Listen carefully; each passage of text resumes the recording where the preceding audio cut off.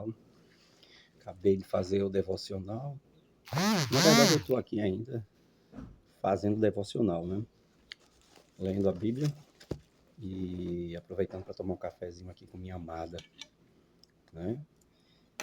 E eu queria deixar aqui uma reflexão rapidinha, porque, como eu disse, o canal trata-se também de, não apenas de entretenimento, como de informação. E eu quero trazer uma informação que vai acrescentar, acredito que, para a sua fé, né? E para isso eu quero ler Filipenses capítulo 3, versículo 7, a primeira parte do versículo que diz assim: Mas as coisas que para mim eram ganho, passei a considerar perda por causa de Cristo. E você já prestou atenção que essas expressões que se destacam na Bíblia Sagrada, que tem um cunho, assim, de renúncia, de fé, de prosperidade, de vitória, de conquista, né?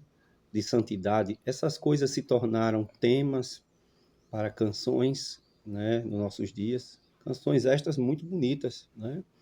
E essas canções vêm impactando, de alguma maneira, a sociedade, digamos, cristã evangélica e surtindo aí um efeito, digamos que positivo no que tange a igrejas que crescerem numericamente e quem as canta ter uma projeção ainda maior como cantor, como alguém que divulga a palavra por meio de canções.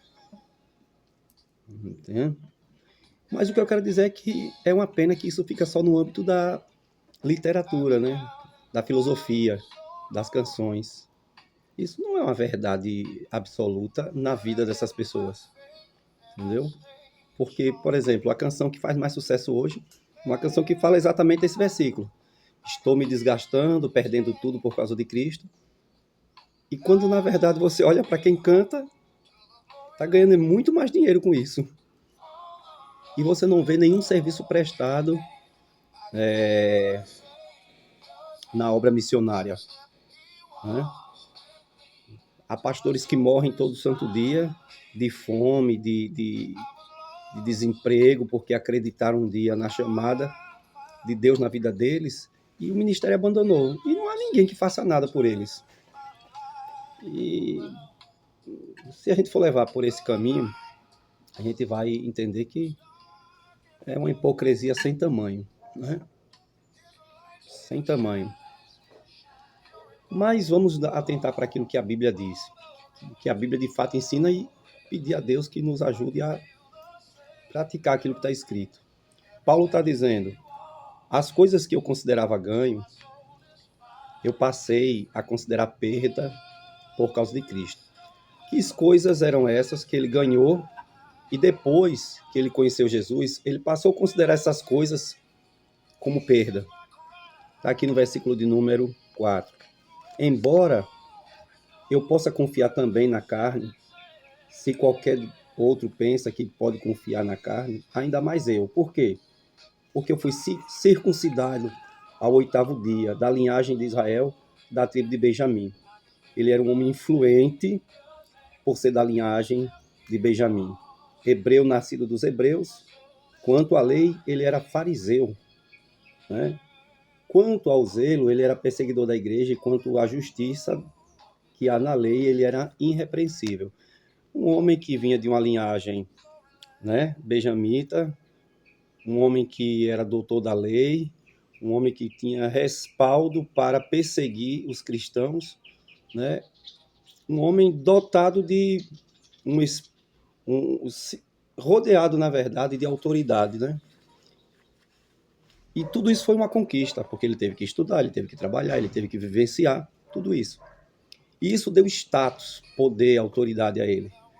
Mas quando ele tem um encontro com Cristo, no caminho de Damasco, que Jesus aparece para ele, aí ele percebe que há uma diferença gigantesca entre lei, né, e a pessoa de Jesus. Hoje, as pessoas estão confundindo ainda, Carla, a religião a instituição com a pessoa de Jesus. Uhum. Assembleanos, por exemplo, não todos, mas eles divinizam o ministério como se fosse o próprio Cristo. Sim. Né? Igreja Adventista do Sétimo Dia diviniza a instituição como se fosse o próprio Cristo, o meio da salvação. Uhum. Do mesmo jeito que católicos fazem. Do mesmo jeito que outras instituições, né, cristãs fazem. Eles divinizam o sistema, a instituição, os dogmas, a ponto de entender que isso é uma grande conquista, né? Que não deixa de ser uma grande conquista, e a pessoa de Jesus é quase que irrelevante dentro das igrejas. Pouco se ouve falar de pessoas que têm experiência com Cristo Jesus, de ter visto Jesus falar pessoalmente com elas, por meio de sonhos, visões, revelações, palavra, ensinos, experiências pessoais com outros irmãos ou com pessoas que sofrem e etc. Verdade. Cristo está banido das igrejas. Em Apocalipse 3, diz assim: eis que estou à porta e bato. Batendo em que porta? Na porta da igreja que era dele. Se ele está batendo, ele está do lado de fora. É o que acontece hoje.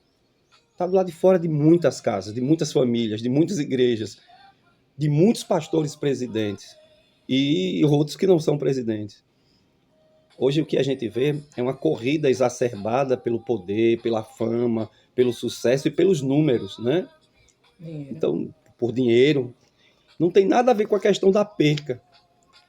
Pelo contrário, o camarada era um ladrão, vem para o evangelho e se torna o apóstolo fulano de tal. Então ele não perdeu, ele ganhou, né? E aqui Paulo está dizendo, eu perdi. Né? Perdi tudo por amor a Cristo. Né? Por quê? Porque a prioridade de Paulo era Jesus. Não significa dizer que uma pessoa que roubava, ela não tem que ser honrada no evangelho. Ela tem que ser honrada, desde que ela seja arrependida e haja toda uma transformação. O que nós queremos enfatizar aqui essa manhã é que há muita gente falando bonito a respeito de santidade, de perda, de isso ou aquilo, quando na verdade eles só lucram com o evangelho e não fazem nada pelo evangelho, certo? Nada pelo evangelho. Então, fica aqui a nossa reflexão. Espero que esse vídeo venha se propagar e conscientizar ainda mais você que é um verdadeiro cristão de que você não... status, fama, poder, dinheiro, seja lá o que Deus queira colocar nas suas mãos, isso vai ser uma consequência de quem você é, daquilo que você faz em Cristo, do seu trabalho, do seu esforço como pessoa, etc, etc. Mas saia dessa corrida exacerbada, né, desse mercado chamado evangélico, gospel, porque esse mercado nada tem a ver com Deus. Hoje, as chamadas para os cultos têm sido mais uma chamada como se fosse para uma loja. Eu e minha filha, a gente estava na frente de uma igreja, quando a gente ouviu uma chamada, hoje vai ter culto, venha, porque hoje é dia do seu milagre, aquela coisa. Minha filha falou assim, parece a liquidação Black Friday, né? Entendeu? Uma menina de 13 anos. Uma menina de 13 anos já reconhece que é uma coisa assim, louca, né?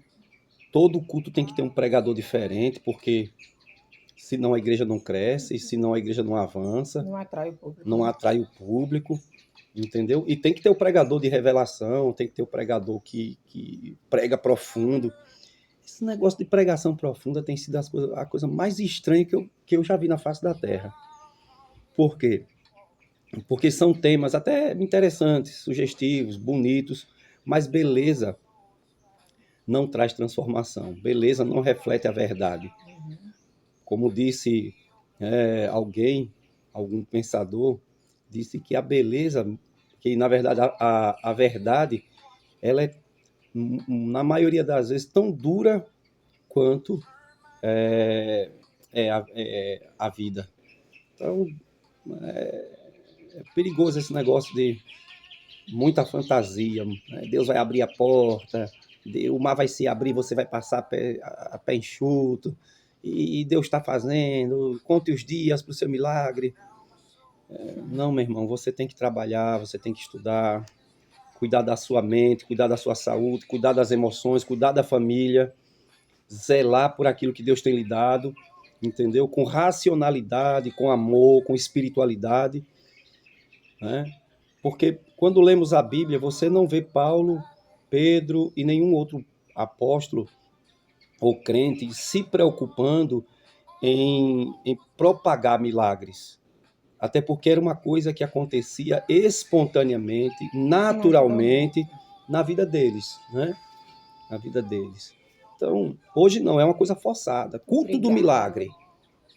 Né? Culto Já do vai milagre. sendo obrigado, né? Já, Eles têm a obrigação de fazer naquele dia, se não naquele fizer, momento, naquela hora. se não fizer. Então, tudo isso é uma baboseira, é uma farsa, é uma mentira. Então, espero que o vídeo que você vai chegar até você, você compartilhe com mais alguém, para a gente tentar amenizar, né, essa loucura que está acontecendo no nosso meio, né, e o nome de Cristo seja glorificado.